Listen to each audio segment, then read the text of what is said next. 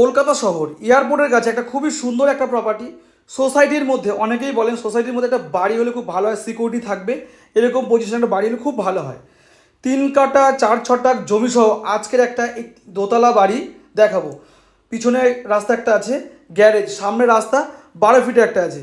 প্রথমে একটা ব্যালকনি আছে, দুটো রুম, পাশাপাশি দুটো রুম আছে, 11x12 সাইজ, 12x13 সাইজের রুম আছে।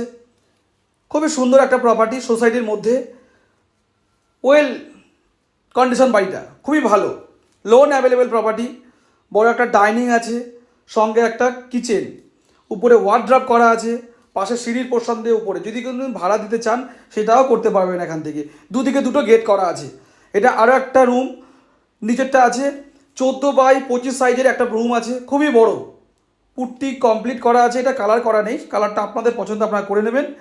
ওই পাশে আরেকটা এন্ট্রি আছে।